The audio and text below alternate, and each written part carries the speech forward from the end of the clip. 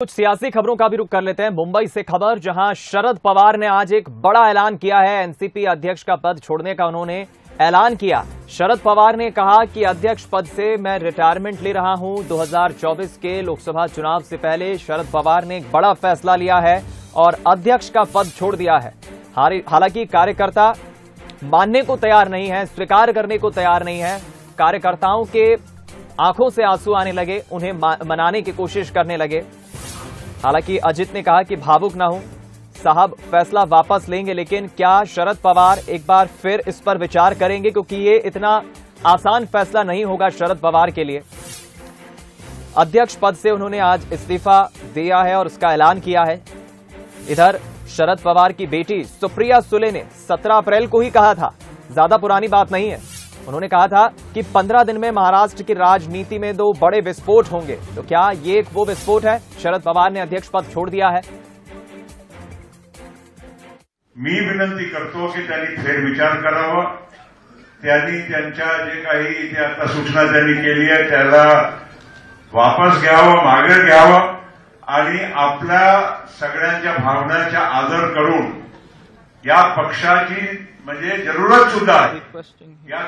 आज राष्ट्रवादी काँग्रेस पक्ष पवारसाहेब या नावानेच ओळखला जातो आणि असं अचानक पवारसाहेबांनी बाजूला जाण्याचा पवारसाहेबांनाही हक्क नाही।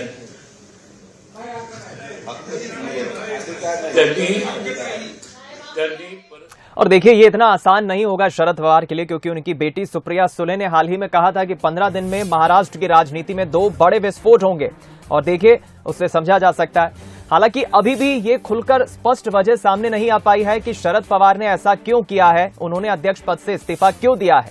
हम रुख करेंगे न्यूज हेड शरद द्विवेदी जी का, इस वक्त हमारे साथ जुड़ गए फोन लाइन पर, ज्यादा बातचीत करेंगे मुझसे। शरद जी, क्या कहेंगे? शरद पवार कह रहे हैं कि रोटी पलटने का वक्त आ गया है। किसी ने उनसे कहा था कि रोटी सही समय पर पलटनी है, न पलटे तो कड़वी हो जाती है। क्या मायने निकाले हम इसके? शरद पवार को मैं बेशक देश की राजनीति के सबसे, अगर मुझसे आप पूछेंगे दीपक की सबसे चतुर राजनेता देश का कौन है, तो मैं एक ही नाम मेरे जहन में सबसे पहले आता है और वो नाम है शरद पवार। शरद पवार एक ऐसे राजनेता हैं जिन्होंने गठबंधन की सरकारों के समय बहुत ही महत्वपूर्ण भूमिका निभाई, क्योंकि देश की आर्थिक राजधानी मुंबई से वो आते हैं और ये निर्णय भी उनका बहुत महत्वपूर्ण निर्णय है और एकदम सही समय पर लिया गया निर्णय है। क्यों? कारण ये है कि अजीत पवार के साथ, उनके भतीजे के साथ जिस तरह से उनकी प्रतिद्वंदिता 2004 से चली आ रही है, देखिए इसके पीछे बहुत से कारण होते हैं। ये परिवार की लड़ाई है जो सतह पर शरद पवार ने आने नहीं दी अब तक। 2004 में जब एनसीपी कांग्रेस की सरकार बनी तो 71 सीट थी एनसीपी की और 69 सीट थी कांग्रेस की, यानी कि चाहे तो मुख्यमंत्री एनसीपी का हो सकता था, लेकिन शरद पवार ने 2 कैबिनेट मंत्री और 2 राज्य मंत्रियों के अधिक पद लेकर मुख्यमंत्री कांग्रेस का बनाने का अधिकार कांग्रेस को सौंप दिया। उस समय अजीत पवार बहुत ही पीछे और बहुत ही मंद मसरूम के रह गए थे। उसके बाद 2008 और 2009 में भी ये तनातनी चलती रही। 2012 में जब सिंचाई विभाग के मंत्री थे अजीत पवार, तो उन पर आरोप लगे और उन्होंने इस्तीफा दे दिया, तब भी सन्नाटा था। फिर आपको याद होगा देवेंद्र फडणवीस को समर्थन देकर 2019 में जब उन्होंने सरकार बनाने की तरफ कदम बढ़ा दिए, तब भी बहुत आश्चर्य हुआ। बाद में उन्होंने कहा कि ये शरद पवार जी की मंशा थी और फिर वो एनसीपी लौट गए और ये बड़ा मास्टर स्ट्रोक माना गया शरद पवार का।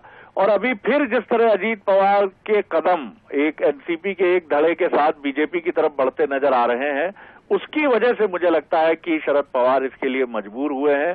और अब उन्हें ये भी लगा कि अजीत पवार को एनसीपी अध्यक्ष पद पे रोकने के लिए ये भी एक सही समय है कि वो पार्टी के भीतर एक बहस छेड़ दें। अब या तो ये बहस इसी पर थमेगी कि स्थितियां जटिल हैं, शरद पवार ही बने रहें, तो जब तक वो नए अध्यक्ष की ताजपोशी नहीं करते हैं और जो सुप्रिया सुले हो सकती हैं, तब तक वो ये कार्यवाहक अध्यक्ष का दायित्व संभालेंगे। और या फिर एक विभाजन की तरफ एनसीपी बढ़ रही है, जिसको देखकर और जिससे किनारे होकर पहले ही सहानुभूति की लहर पर सवारी करने की कोशिश कर रहे हैं शरद पवार, इसलिए उन्होंने फैसला किया। जी चलिए, बहुत शुक्रिया हमें इस खबर के मायने समझाने के लिए, हमारे साथ जुड़ने के लिए शरद जी, बहुत शुक्रिया आपका।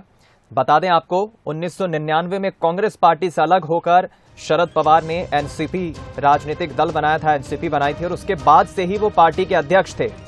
शरद पवार के ऐलान के बाद पार्टी कार्यकर्ता रोने लगे, उनसे अपना फैसला वापस लेने की मांग करने लगे। लेकिन क्या शरद पवार इस पर पुनर्विचार करेंगे, अपना फैसला वापस वो बदलेंगे? क्या वो अपना अध्यक्ष पद जिससे अब वो इस्तीफा दे चुके हैं वापस लेंगे? देखना होगा, क्योंकि अजित पवार ये कह रहे हैं कि भावुक ना हो साहब, फैसला वापस नहीं लेंगे, लेकिन कार्यकर्ता हैं कि मानने को तैयार नहीं।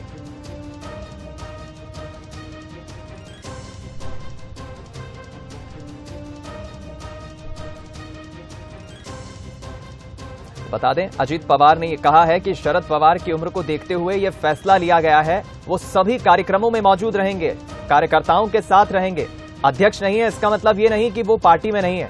आप भावुक ना हो, जो भी नया अध्यक्ष होगा हम उसके साथ खड़े रहेंगे। और इधर देखिए, इस्तीफे में शरद पवार ने इसका जिक्र किया। उन्होंने लिखा कि मेरे साथियों, मैं एनसीपी के प्रेसिडेंट का पद छोड़ रहा हूं, लेकिन सामाजिक जीवन से रिटायर नहीं हो रहा हूं। लगातार यात्रा मेरी जिंदगी का अटूट हिस्सा बन गया है। मैं पब्लिक मीटिंग और कार्यक्रमों में शामिल होता रहूंगा। मैं पुणे, बारामती, मुंबई, दिल्ली या भारत के किसी भी हिस्से में हूं, आप लोगों के लिए हमेशा की तरह उपलब्ध रहूंगा। लोगों की समस्याएं सुलझाने के लिए मैं हर वक्त काम करता रहूंगा। लोगों का प्यार और भरोसा मेरी सांसें हैं। जनता से मेरा कोई अलगाव नहीं हो रहा है। मैं आपके साथ था और आपके साथ आखिरी सांस तक रहूंगा। इधर कर्नाटक